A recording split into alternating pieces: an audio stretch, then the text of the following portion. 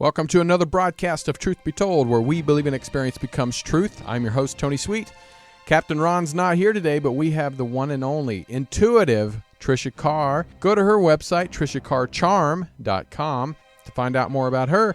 But today we have a great guest with us. We have author Michael S. King, who is a private investigative reporter and researcher, and we're going to talk about two of his books today. Two very controversial people, one that remains the most well-known and controversial figures of the last century, and another that, well, let's just say that he's making an impact on America and the world today. So we're going to be talking about Adolf Hitler and Vladimir Putin. Michael S. King wrote the book, The Hitler Photo Album, 350 Images of Adolf Hitler That They Don't Want You to See, and The War Against Putin, What the Government Media Complex Isn't Telling You About Russia. So please welcome to Truth Be Told, Michael S. King.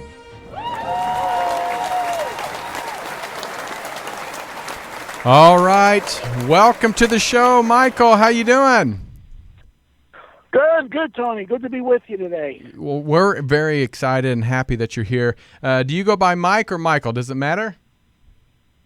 Usually Mike. Well, then Mike it is. Well, all right. Well, you know, For book purposes, it's MS. Oh, MS. There we go. There we go. Mike. I think I'm going to do that for me. TA, my middle initial. Well, I'm excited to talk to you today because I'm a big history buff, huge history buff, and World War II is something that, when it comes to like documentaries or movies or historical figures, I can sit all weekend long and watch documentaries about Hitler and the rise of Hitler. I don't know why. I've always been fascinated with somebody that really came from nothing to become the leader of Germany and start, a world war. So I'm kind of curious on your book itself because it's called Hitler Photo Album, 350 Images That They Don't Want You to See. So first of all, who's they? I want to know who's they. Who are they? Who are they keeping us from this? Yeah, let's see, the powers that be, the establishment, the ruling class, a network of networks, that is, of globalists who've been working for many years towards establishing a one world government, a new world order. Not many years, many decades, right. Centuries even. It's an amazing story. And Hitler was the one man who really threw a monkey wrench into the works and almost destroyed the New World Order. And that is the key to understanding why, after 70-some-odd years, he is still the most vilified man. I mean, he still, to this day, he gets it worse than Trump. Right. After 70 years. So that is the day. It's defined. It's better defined in my other book on World War II. The Bad War. Right. But international bankers, the core leadership group of the New World Order, Rockefeller, Rothschild, George Soros, going back to Bernard Baruch and New York Times, the Sulzberger family, and then some. Well, let me ask you this. I mean, it's not that I haven't heard somewhat of this before. I just never heard that Hitler was one that actually was not part of the establishment, not part of the elite, not part of the New World Order. And we actually hear the opposite. That he was leading a new world order. He was wanting to lead a new world order, right. and so where did we go wrong as not necessarily just Americans, because this is a worldwide issue, because millions of people died during this war. So where did we go wrong, and who do we need to listen to? Well, Michael, MS. but so where do we go to find this information? I mean, is it going to be in the Hitler Photo Album, or no? Is this just the beginning? Well, the Hitler Photo Album is just pictures. There's not a whole lot of writing. I mean, I do an introduction. I write some captions. There's some brief commentary. But it's pretty much allowing the pictures to speak for themselves Now, the pictures don't really tell the story of the historical events, but what they do is clearly they present a side of the man that is inconsistent with what we've been told. I mean, very tender images with children and animals, and a lot of these are from private sources, so he wasn't posing for PR. I make the point in the book, why is it that since early childhood, every image we've ever been shown of Hitler, whether it's in our history books or in television documentaries, it's always, he's pissed off about something, or he's in the heated moment of a speech, or he's giving a stern salute as the soldiers do step by. I mean, what does that mean? They're all taken out of context, and it makes him look like a ranting, maniac. But it means nothing without the context.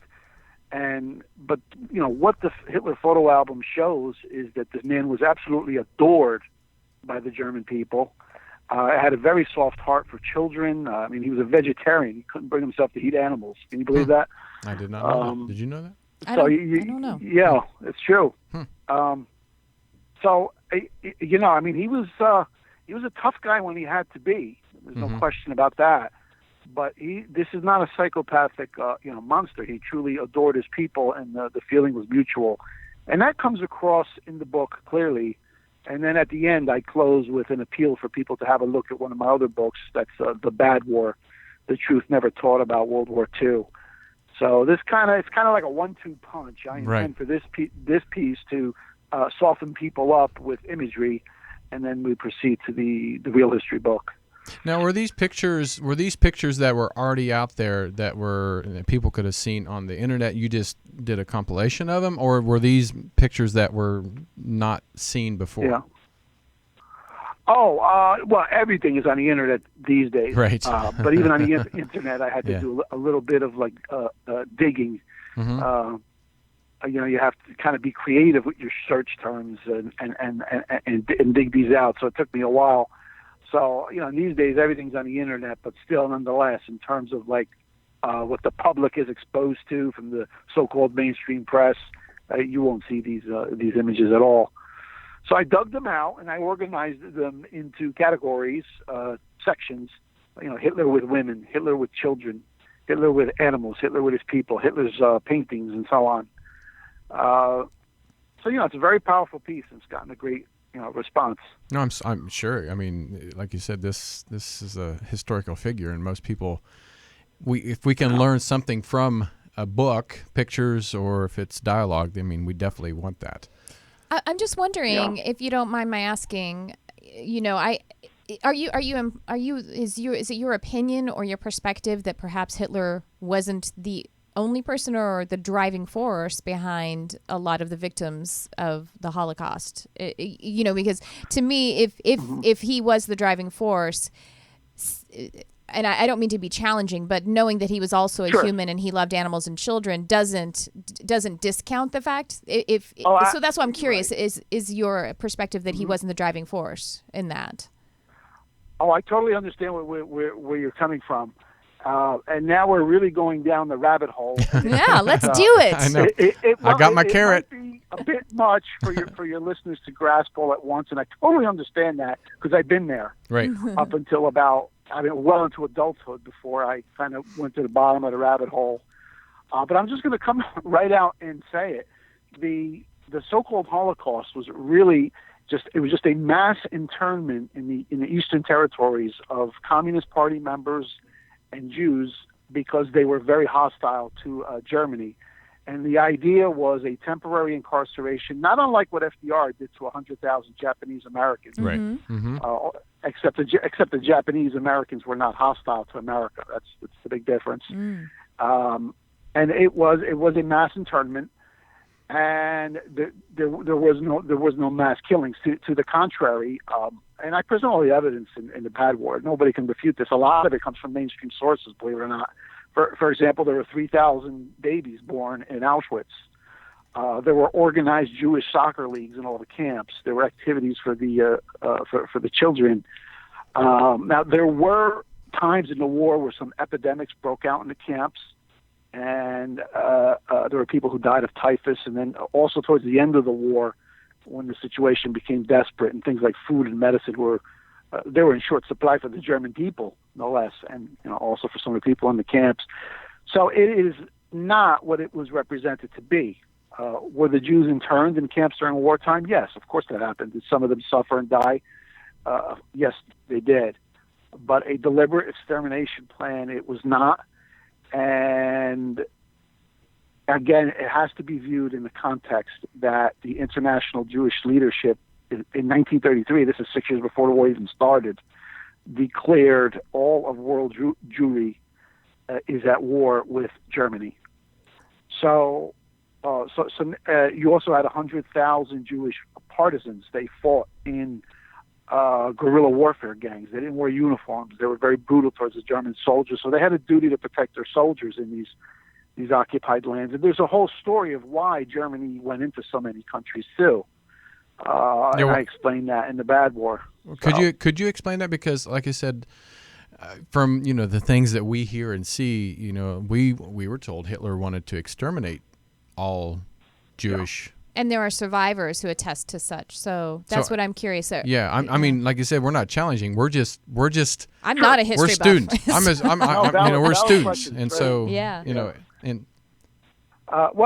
Again, it requires a bit of explanation, probably more than I can do on the show. Okay. I'll try his best to put it in a nutshell. All right. In a nutshell, I appreciate one that. has to ask, how were there so many quote-unquote survivors in camps that were meant to be extermination camps? I mean, it's not as if the Soviets or the Americans stormed the camps and liberated them and the Germans weren't expecting it. No, the advanced, whether it was from the West with the Allies or from the East with the Soviets, was slow and steady, so they knew they were coming. So it wasn't like there was a sudden rescue. So why were there so many still alive in the camps if it was... Because once you have people in captivity, if you intend to exterminate them, you could easily wipe out 1 million in a matter of days, Right. So again, nobody denies the survivors. Okay. Mm-hmm. The question is, what did they survive? Did they survive an extermination camp, or did they survive a work camp? A work camp, by the way, which had medicinals, which had open access to the Red Cross, and this is true. And none of the Jewish scholars who write about the Holocaust deny this. The Red Cross was given free and unfettered access to all the prison camps. And there's no record of them ever complaining, hey, there's something going on here. I mean, if there was, a lot of the Germans would even let them in. And now some of the Jewish scholars, they claim, well, they looked the other way, the Red Cross, they really didn't care about it. So, that's kind of absurd to think. I mean, you would have to believe that the Red Cross was 100% in cahoots with such a program. So, and on it goes. And then, the story, then there's the stuff that is admitted by the Holocaust scholars. For example, they now admit that the whole story about Jews being made into lampshades and soap was made up. There was a story put out by someone that Eisenhower hired in the psychological warfare division that they were shrinking the heads of Jews, and they had shrunken heads for little trinkets. Completely made up, yet this was shown on newsreels to the American public. So, at some point you have to ask, well, what else did you make up? And I have to say I do agree with some of what you're saying, because in wartime, propaganda on both sides is always going to take place. So I do agree with you on that. Well, I was just wondering, when did the misinformation campaign start, and why? Who does it benefit to vilify the Nazis and Hitler as trying to have a Holocaust or an extermination of or a genocide? Who does that benefit? Well, there were three parties that benefited, and I would say the first major story appeared on Victory in Europe Day. That was May 8th, 1945. It was right on the front page of the New York Times. There was an article. The Soviets, who had liberated Auschwitz 5 months earlier, okay, but they waited until the day of unconditional surrender, which means even the German media is shut down. And then they released this report about all these horrific things happened in Auschwitz and gas chambers and this and that. And the New York Times puts it on the front page, not even questioning that the source of this is Joe Stalin, Not exactly a good guy of history, right? Right. But that was huge. And, once a lie like that is out of the gate, it takes on a life of its own because it benefited, and this is to your question, Tina, several parties. Well, number one, the communists pushed it hard because they wanted to suppress any kind of rebirth of this ideal, this National Socialist ideal of Hitler or so-called fascism. So they, portraying them as a monster, really crushed the fascist movement. And of course, from the American perspective, I mean, we sent 450,000 boys to their death. God knows how many others badly injured and crippled. Right. It was a 4-year period of intense suffering on the home front. There were shortages of everything. The whole economy was being consumed by the war effort. So, you had to justify that. So this is a way of saying, hey, you see, we did the right thing. You see. They didn't want a repeat of the post-World War I years, because what happened after World War I, almost immediately people started scratching their heads and saying, what the hell did we do that for? So they didn't want a replay of that. And then, of course, and this is huge, at that time the Jews were pushing for their own state. They had been allowed to immigrate to Palestine after the British took it over after World War I, but they did not have their own state. And this gave them a sympathy card like you wouldn't believe. It's like, look what's happened to us. Look what they did to us. And that played a huge factor in winning people over to the idea, the very controversial idea, of allowing the Jews to set up a country right in the heart of Arab territory, which is problems to this day. So that was a huge sympathy card. And it is no exaggeration to say that the so-called Holocaust of 6 million is the foundational event of the modern state of Israel. So you've got some mighty powerful forces behind this. And at this point, it's become such a mythology that it doesn't even need a motivation to keep itself alive. It's just so embedded.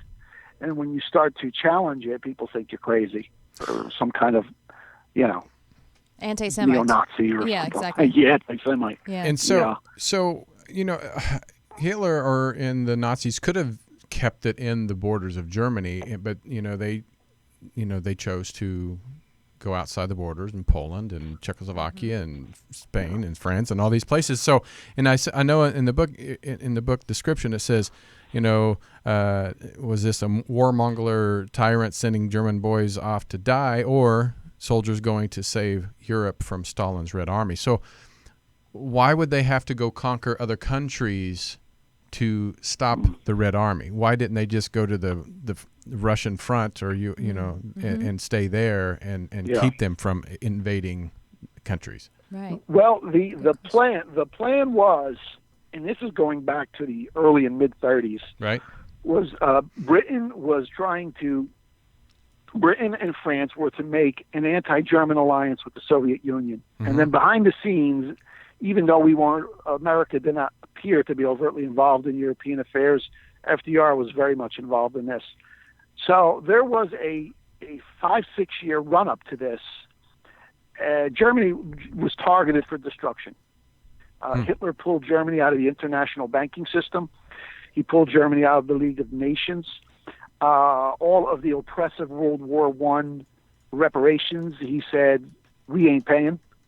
Okay, so basically everything he did defied the architects of the New World Order, the globalists. So the fix was in to go to war with Germany long before he went into Poland. And the pretext, they needed, of course, now if you're going to pick a fight with someone, you're going to impose a war on a country, you need a fake pretext. And so what they did is they made a guarantee to the military dictator of Poland. Basically, it says you pick a fight with Germany, and we're going to help you, and you'll get all the territory pretty much up to the Elbe River near Berlin. The guy was an ultra-nationalist. He was the phony caricature they make of Hitler. That's what this Polish military dictator really was. His name was Edward Smigley-Rise, and they played his ego for the purpose of picking a fight with Germany, and that would give England and France the pretext to declare war. And that's exactly what happened. The first people to die in World War II, this is a fact, were Germans who were stranded in Polish lands that had been assigned to Poland after World War One. So I go into this in the bad war. Okay, so this military dictator of Poland was not this innocent little victim. They were backed up to the hill by the powers of England and France, and that's what they did. They started the war, and Germany ended it, but it gave England and France the pretext to declare war and immediately begin mobilizing millions of men in northern France. And the idea was to push through Belgium and Holland into Germany. Belgium and Holland were not neutral. They were pretending to be neutral. So, after the Polish War had ended, which was only like 3 weeks, the buildup occurred in the West. And eventually, when the British and French were ready to roll, Hitler caught them flat-footed. And he went right through Belgium and Holland, which were not neutral, and pinned them on the beaches at Dunkirk. And that's how the war began in the West. And it proceeded that way for the next few years. And every country that Hitler went into, it was because either the Allies or the Soviets were about to set up shop in that country. So these were preemptive maneuvers, but they were sold to the American public by the crooked media as Hitler's done it again. He's invaded Norway. He's invaded Greece. And on it went. And it just reinforced that narrative of a madman out to conquer the world. Right. But in reality, he was just, it's like, imagine a burglar trying to break into your house and you shut the window on him, and then he goes in the backyard to another window, you shut that window, and just keep going around the house. So that's kind of like an analogy of what was going on. So, it was not conquest. It was he was under constant pressure to block either Soviet or British advances. Well, this kind of leads us into the next portion of my questioning is with Vladimir Putin, and because we're going in the book, The War Against Putin, it's kind of different because we're talking Stalin is kind of the evil one, and the Russian USSR at the time. Now is he completely opposite of what traditional Russians were considered back in the day during World War II? Yeah, I mean it's interesting. Russia is kind of like, it's a rebirth of Russia. People who think that this is the old Soviet Union, are misled. The modern Russia stands for a relatively free economy. Basic old-fashioned morals is now back in fashion. They believe in national sovereignty. Putin has specifically said that he calls it the unipolar world. That's what he refers to the New World Order. He says the idea is evil and pernicious to have all the world's power, in one centralized place. So just like Hitler, Russia is basically saying no or niet to the New World Order. So that the parallels are amazing between this buildup and this anti-Putin hysteria that's been going on for like the past 8 years or so. And when I go through the archives of the old New York Times from 33 to 39, it's the same thing as they did to Hitler back then. It's a constant year-by-year drip campaign to prepare the people for, well, let's hope it doesn't come to that, some kind of confrontation. But that's all explained in The War Against Putin. And by the way, people want to check out how to find my books. They're all at my website, tomatobubble.com. Perfect. And you can go there also and sign up for a free report that I send out a couple times a week, tomatobubble.com. Well, I want to ask. Let me ask you this real quick. Let me ask you this. No, we'll go back to the parallel. That why wouldn't Hitler and why wouldn't Putin just say, this is going to be easier just to become part of the New World Order? Why do you think they're both at Hitler at the time and now Putin now? Why don't they just go with the New World Order and make it much easier on themselves? And instead of wanting to go against it, why do you think that is? Well, these are great nations with long histories, or peoples have histories. They're just honorable men. Believe it or not, there are still some of those out there. Russia will not submit, nor will China, and the two of them are allied together very closely now. So. it's basically that. I mean, any leader who truly has any kind of love and loyalty for his people, right? You cannot submit to the New World Order. You can't be an Angela Merkel.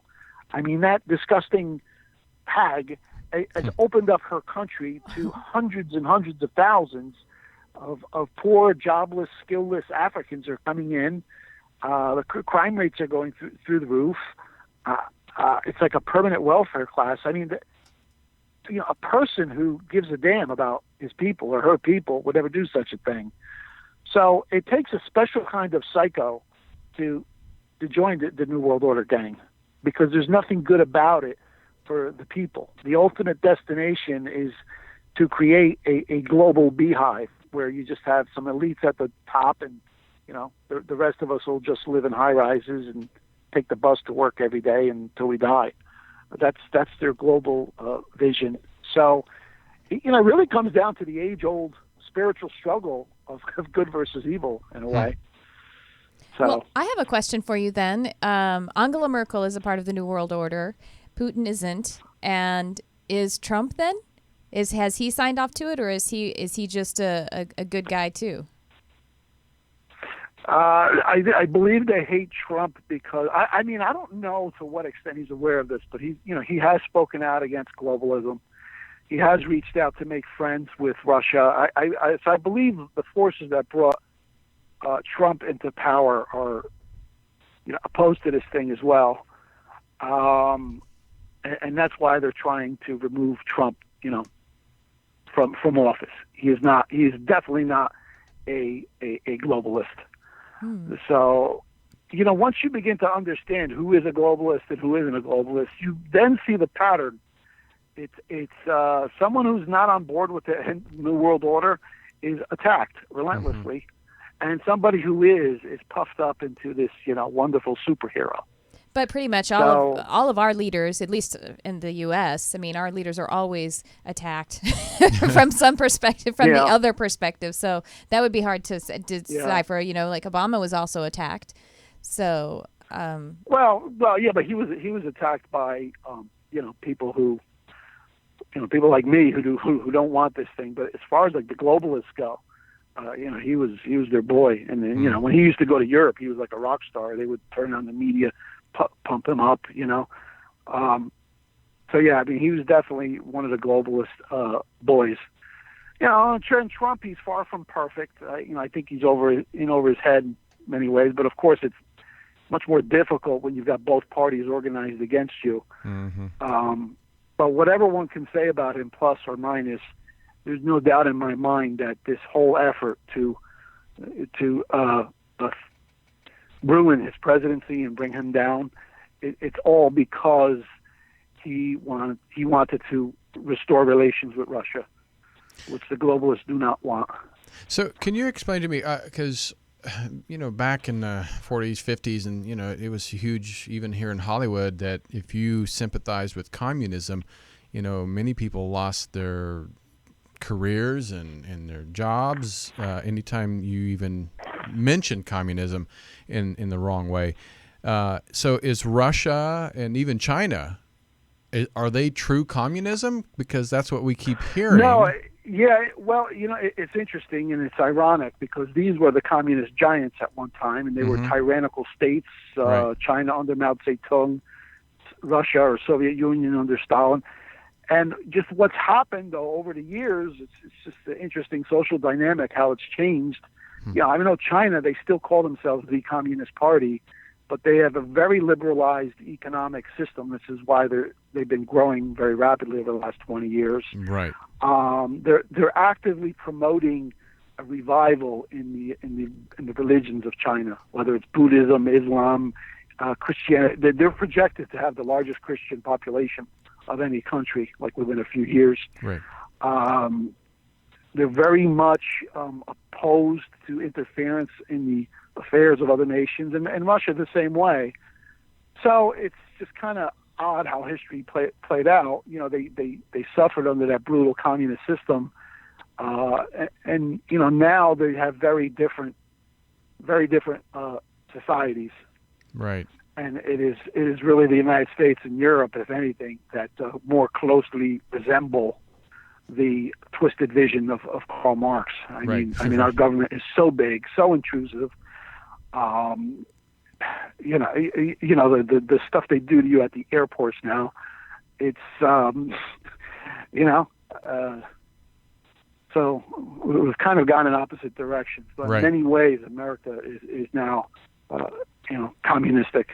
Right. Well, I have a question for you then. What about the Vatican? Would the Vatican play in? Is the Pope and the Vatican and the because they were Catholic... really neutral during World War II. Yeah. Are they globalists? Oh, are yeah. They a part of this? Actually, prior to World War II, it was the Vatican and Germany were making an offer to have a sit down and avoid the coming confrontation. It was Britain that said no.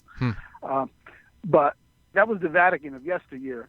Today, with this particular Pope here is a 100% globalist agent. I mean, this guy, he doesn't talk about the traditional things that popes would speak about, like moral conduct and sin or things like that. His whole shtick, if you listen to this guy, it's global warming and it's one world. I mean, he came right out and said, we need a strong global political authority. Those are like his exact words. And it was very strange how the previous pope just stepped down. That was strange how he left. That doesn't happen. They serve till they die. It's only happened once or twice in 1,500 years. So there was a coup at the Vatican to install this globalist one-worlder pope. And, his words still carry a lot of weight. It doesn't matter if a person's Catholic or not, because he's held up as a moral example. And here he is saying we need a stronger world authority to deal with global. And he also called out Putin by name and Russia and China. I mean, he's made so many of these weird political statements. He's gone into areas where he doesn't belong.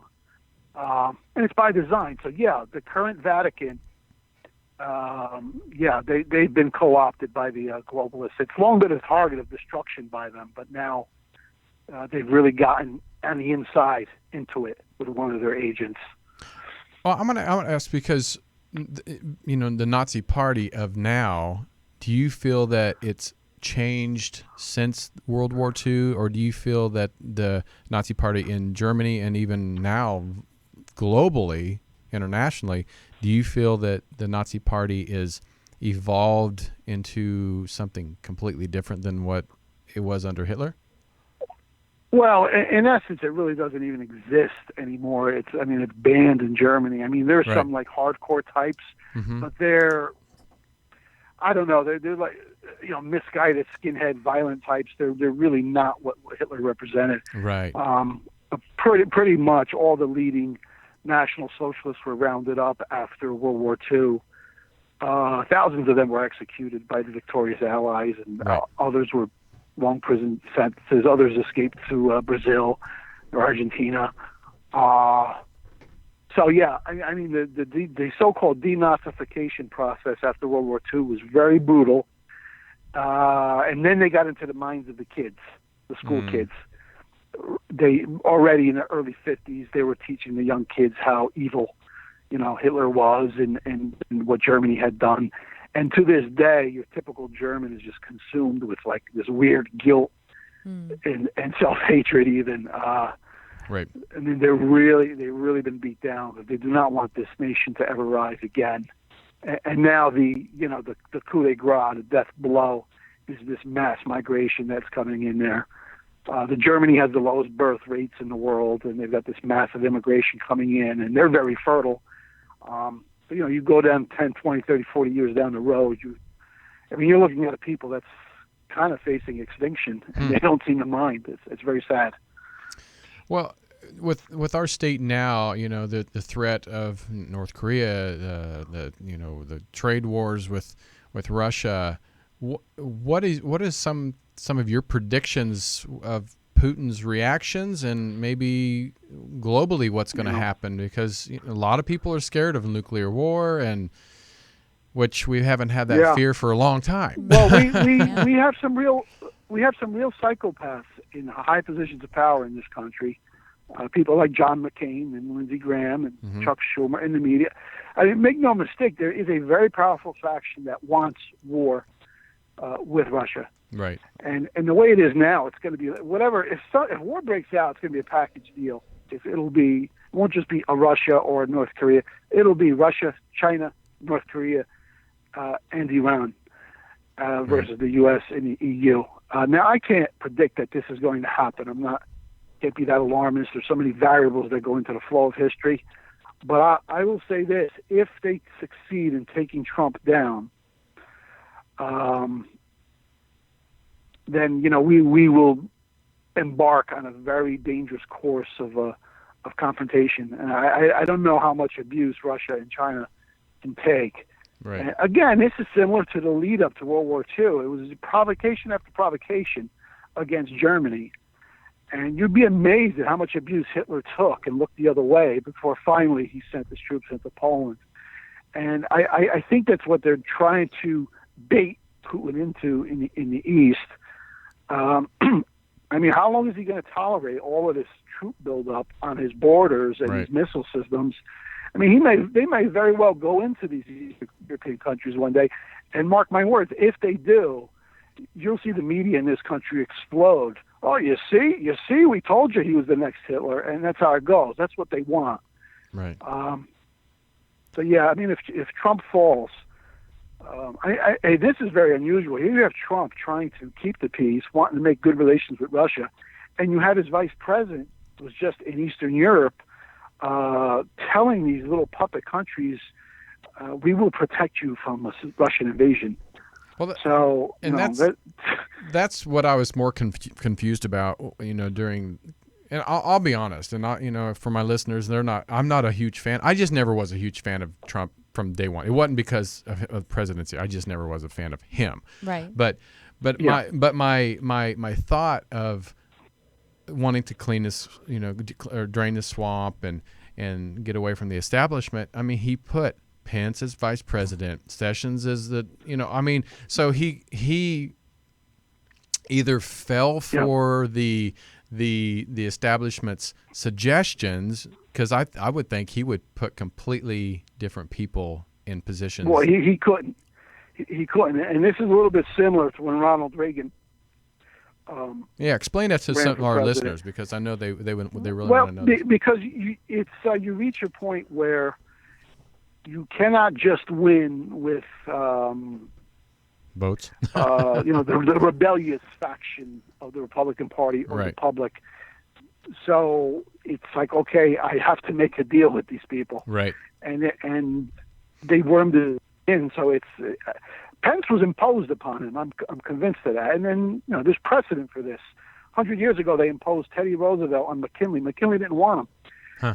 So you got to understand, a president or a candidate for a president is he's not like a dictator. In order to get to that position of power, this is why politics is so dirty. You have to respect other powerful factions and kind of wheel and deal at the same time as you're trying to outmaneuver them. It's sort of like if you've ever seen The Godfather, the way the mafia families play against each other. Right. Here they are. They're going to each other's weddings and baptisms, and then on the other, on the other end, they're plotting to kill each other. Right. Exactly. So that's the way it goes. So So I don't believe he had a choice in picking some of these people, and they're undermining him. And I always tell people that I really don't believe, and I know I may sound crazy, but that.